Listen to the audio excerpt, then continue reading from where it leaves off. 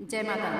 आज मैं आप लोगों को श्रीमद् देवी भागवत के 8वां अध्याय सुनाने जा रही हूँ, जिसमें वर्णन आता है कि भगवान विष्णु जी योग माया के अधीन क्यों हैं।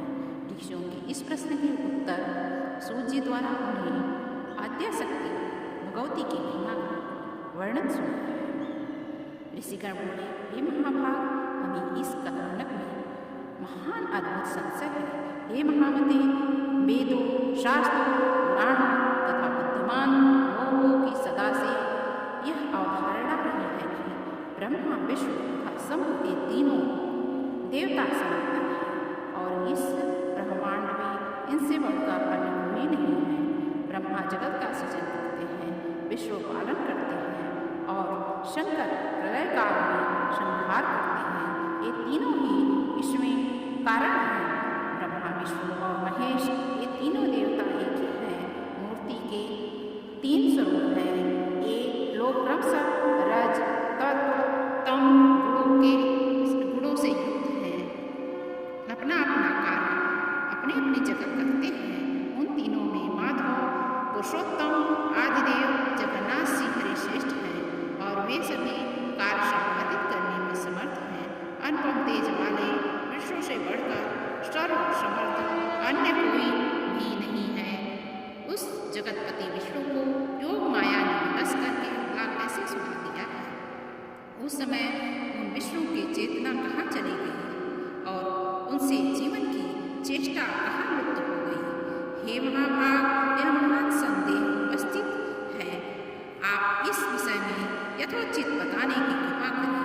जिस शक्ति के विषय में आप पहले बता चुके हैं कि उनसे भगवान विष्णु को भी पराभूत कर दिया है, वह कौन सी शक्ति है? वह कौन शक्ति कहाँ से अद्भुत हुई है? शक्ति संपन्न कैसे हुई है तथा उसका स्वरूप क्या है? हे सुब्रत, यह सब मैं स्पष्ट रूप से बताइए। जो विष्णु के वे तो सबके ईश्वर वासुदेव, जगत के गुरु, परमात्मा, परम आनंद स्वरूप तथा सच्चिदानंद की साक्षात मूर्ति हैं। सब कुछ करने में समर्थ, सबका पालन करने वाले, सभी चराचर का सृजन करने वाले, रजोगुण से रहित, सर्वव्यापी और पवित्र हैं। वे तत्पर विष्णु निद्रा की स्वतंत्रता में कैसे अवगत हो गए हैं। हे परमोत्तम, हमें इस प्रकार का आश्चर्यजनक संदेह है। हे व्यास शिष्य, हे महामते, आप अपनी ज्ञान के खड़क से हमारे इस संदेह को नष्ट कीजिए। सूत जी बोले, हे मुनिजन, इस सच्चा चराचर जगत में कौन ऐसा है जो इस शंका का समाधान कर सके। जबकि ब्रह्मा के पुत्र शनकादि मुनि तथा नारद, कपिल आदि भी इस विषय में मोहित हो जाते हैं। हे मुनिश्रेष्ठ, हे महाभाग, तब इस जटिल समस्या के समाधान में मैं क्या कहूँ बताऊँ। में भगवान विष्णु ही सर्वव्यापी एवं सभी भूतों के रक्षक कहे गए हैं। उन्हीं से इस चराचर जगत विराट संसार की सृष्टि हुई है। वे सभी देवता परात्पर परमात्मा को नमस्कार है। नारायण, ऋषिकेश, वासुदेव, जनार्दन में आपको क्यों उपासना करते हैं। कुछ लोग महादेव, शंकर, शशि शेखर, त्रिनेत्र, पंचवक्त्र, शूलपाणी और विश्वध्वज के रूप में उन्हीं की उपासना करते हैं। सभी वेदों में त्रयंबक, कपटी, पंचवक्त्र, गौरी देहा, कैलाशवासी, सर्वशक्ति समन्वित, भूतगणों से सेवित एवं दक्ष, विध्वंसक आदि नामों से उनका भुगतान किया जाता है। हे महाभागों, वैदिक विद्वान लोग सूर्य आदि नामों से भी नित्य प्रातः, सायं तथा मध्यकाल में संध्या करते समय विविध प्रकार के स्तुतियों से उन्हीं की प्रार्थना करते हैं। सभी वेदों में सूर्योपासना श्रेष्ठ कही गई है तथा उन परमात्मा का नाम परमात्मा कहा गया है। वेदों में सर्वस्त्र वेदज्ञों द्वारा अग्निदेव की स्तुति की गई है। वहाँ त्रिलोकेश, इंद्र, वरुण तथा अन्य देवता की स्तुति भी की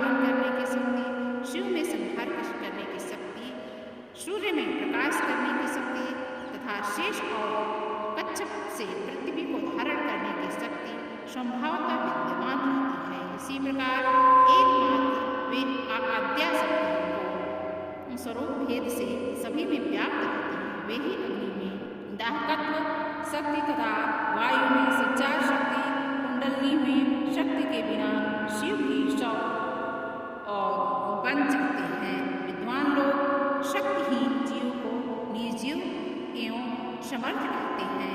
अतएव हे मुनिजनों, ब्रह्मा से लेकर तृण पर्यंत सभी पदार्थ इस संसार से शक्ति के बिना सर्वथा भय रहते हैं, क्योंकि स्थावर जंगम सभी जीवों में वह शक्ति है, काम करती है। यहाँ तक कि शक्तिहीन पुरुष शत्रु पर विजय होने, चलने फिरने तथा भोजन करने में भी सर्वथा समर्थ होता है।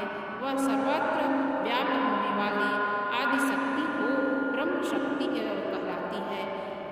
बुद्धिमान मनुष्य को चाहिए कि वह अनेक प्रकार के यत्नों द्वारा सम्यक रूप से उनकी उपासना करे तथा उनका चिंतन करे।